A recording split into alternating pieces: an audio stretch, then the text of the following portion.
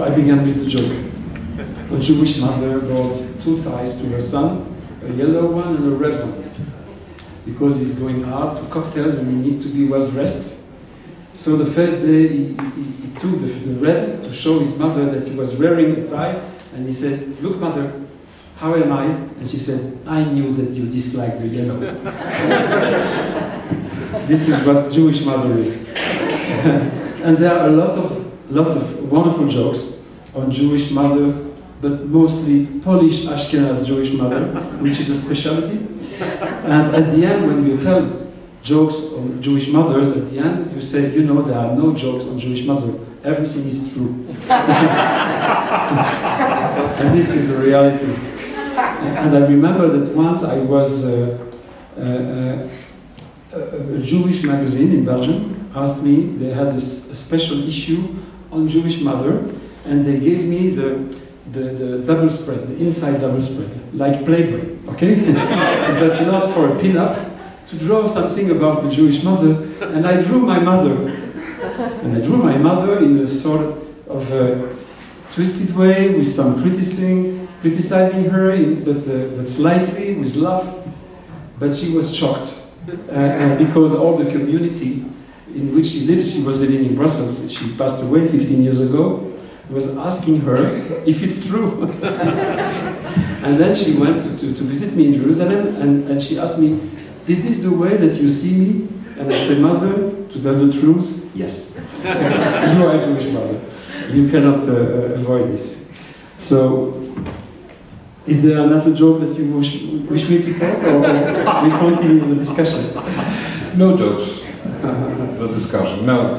The best and shortest joke is, what is a Jewish woman, Polish Jewish woman, what does she say in the morning when she wake up and stand in front of the mirror in the bathroom? She looked at her and she said, "He deserved that." He deserves that. According to Freud, to overcome the Oedipus complex, you have to kill the father. And my book, my answer was, in a way, I killed him, but with breaks, because the real thing that I did was to understand him deeply for the first time. Because that was too hard to me to understand my father when I was a kid. We were not communicating enough. We loved each other very deeply. He was to me my daddy. And I was his first male boy. I had a sister, older than I, then was me, my other sister, and my little brother. And for my brother, who wanted to reconstruct the Kichka family after the war, after all his family was exterminated, this was crucial to have at least one boy. And he had 2. So a boy for a Jewish is the promise that the name will go on. And after the Holocaust, it was very meaningful. So, in a way, you know, my father, I will extend my answer now. My father, who was no one knew him. He was just, after the war, a number. We lived in a little town. I write in my book, and I tell in interviews that I'm from Liège, but I lie. I am from a little town near Liège. An industrial and polluted city, almost more polluted than Mexico, if it's possible. And we were, no one knew him, he was not talking. He was working in a shop of fashion for women with my mother, but my mother was the seller and he was in the back of the boutique, just making the books of the shop. And no one knew him, and he had a story that he never told.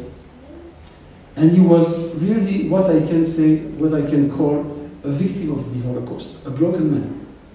I could not understand it as a boy, because he loved me, so I received a lot of love from him, but I could not know. I knew he was fragile. I knew he had suffered a lot. But I did not know he was really a broken man who, when I said that he lived, more than he lived, he survived. His life was just a survival. And then there was a turning point in our family story, is that my little brother suicided. And it happens in a lot of family, and a lot of members of the second generation. It is a fact that has been observed. And for my father, that was the starting point of the talking. He became, after that, a speaker. Not only in the Jewish community, in all Belgium, he was invited to schools, to high schools, in history classes, when they learned about occupied Belgium under the Nazi regime, to tell his own story, because he was arrested. He was born in Belgium, arrested in Belgium, and came back to Belgium after the war. And there were a few survivors who were able to tell the stories and were invited by the Minister of Education to go to school and to talk to the young generation of Belgians. And this made him become, little by little, a man unknown. He was not only known, but well known. He was a sort of Mr. Holocaust of Belgium. He speaks very well. He speaks French, Dutch, German, English, and Yiddish. And he can talk about history in any of those 5 languages, and he thinks that he speaks Hebrew, but he doesn't. And he became very well known, very respected. He got decorations from Belgium, from the American Army. You can see it in the book. He has 18 decorations. And he is interviewed by the Belgian press anytime there's an event connected to anti-Semitism or to the Holocaust. So he became someone. From no one, he became someone. From a victim, he became a hero. But by doing the book, those who know him in Belgium, let's say the classes that go with him to Auschwitz, they consider him as a hero and as a monument. But I cannot see him only as a hero, because I know how hard it was to him to rebuild himself. And I know that he's not an easy man. I'm crazy about my father, but it's very hard to live with him. It's very hard to be his son, and also his daughter, and also his wife. I know from my mother that he was not an easy man. And so in the book, in a way, I depict him, and I tell him the way he really is. In a way, I undress him. I say, I open everything and I say, look, this is my father. He's not a perfect man. He's not a hero. He's not a monument. He's a man. And he has his weakness, and he has his strengths, and he has his temperament, and that's the way you should know him. It's not only an image. And I was feeling somehow that my father could think that I tried to destroy his image by writing the truth. But when I decided to do the book, and it was after a process of 10 years of thinking of it and not doing it, I felt ready. I was 55. Today I'm 61. I was well constructed. I was strong enough to put in a book all the truths that I wanted to tell about our family story. And I was ready that my father would read the book and dislike it. So that was a sort of process, but in a way, I was hoping he would like it. But I was ready that he would give me the book back and say, I did not like it. It meant nothing, it was meaning nothing to me. Because I had the feeling that I did what I have to do, not only for myself, not only for my family, but for my own generation. And that was important to do it.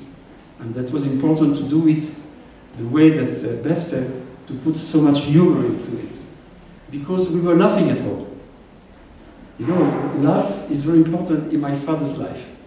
But when he is down, when he is in depression, and he has been in lots of depression, and he had suicide thought during his adult life, and I knew it later on, it was not easy. That was very hard to live in this atmosphere. But when he was laughing, that was great to laugh with him. So, my good surprise was that after a while, after he read the book for the second time, he accepted it.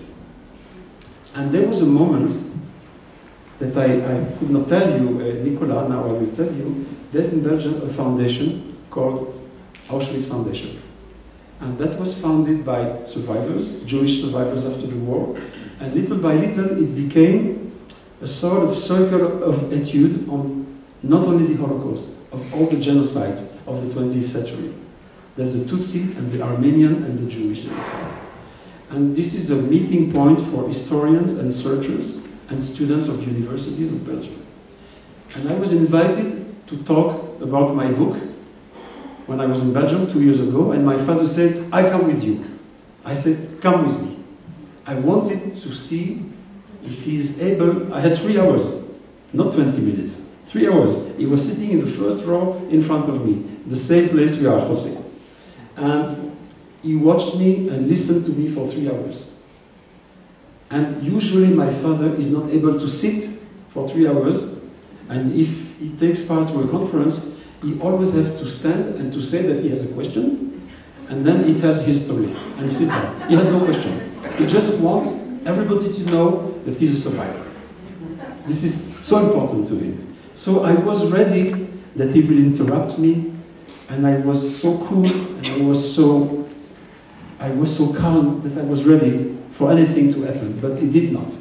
And at the end, they all applauded, and my father came to me and kissed me strongly, and he said in my ear, you spoke very well, I'm proud of you. And he went back to sit, and all the people, there were 50 people, watched me expecting a last sentence. And I said, you have to know, this is the first time that my father listens to me. Because my father, and this is what is so hard for us, the son and the daughters, and also for my mother. My father is convinced still today that no one has suffered more than he in the world. He has a sort of monopoly on suffering. And he thought that by not telling us his story, he has protected us. And what happened is that he did not, he could not. But that's not his fault. That's Hitler's fault. And in a way, in the book, I tell him that all what he had, the image that he had of the family that he built, a wonderful, a modern family, with 4 wonderful kids smiling in all the photos. I can show you my family album. We are all the time smiling. All the time. We were in our community in Liège, a sort of example. All the community said, look at Kichka family. Such a wonderful family. They did not know that we were suffering in silence, so much that my brother suicided. And in the book I had to tell the truth, first of all to myself, secondly to my father, and also to all the readers, because I really did not want to make a book for the Jewish readers. That was not my goal. My goal was to make something that is readable for anyone. This is what you said.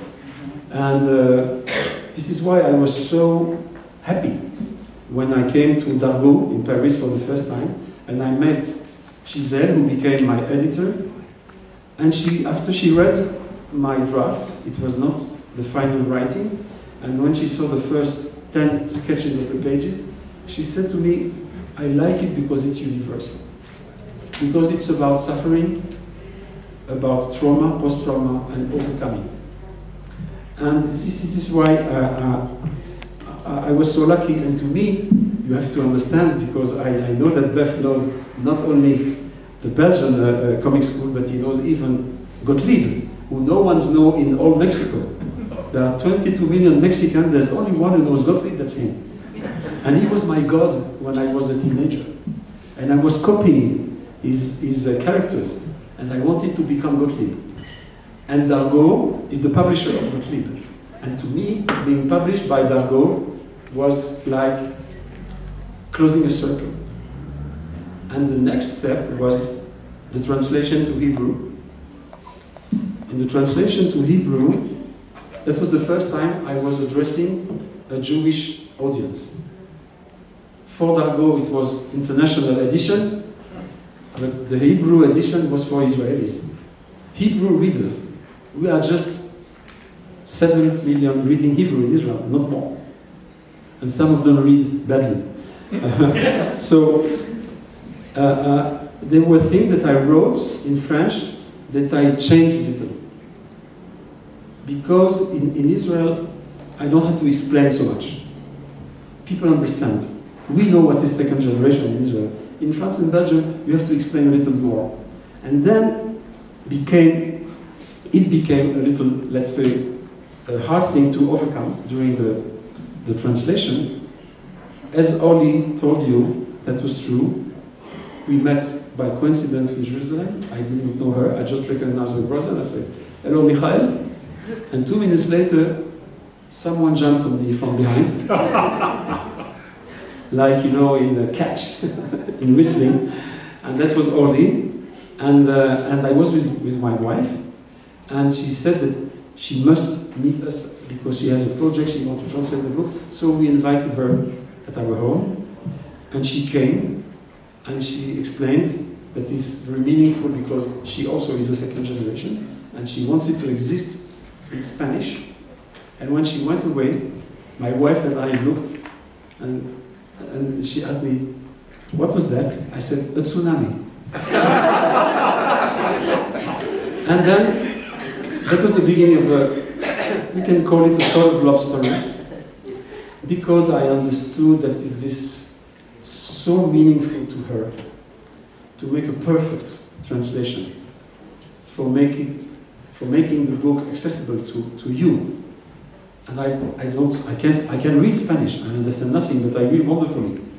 You want to know? La Segunda Generación, lo que no le conté la papa. I can read because it's like French, but I don't understand. So I heard from Ophelia that the translation is very good, and the translation is a mixture of the best of the French edition and the best of the Hebrew edition, and they succeed to make a composition of the two.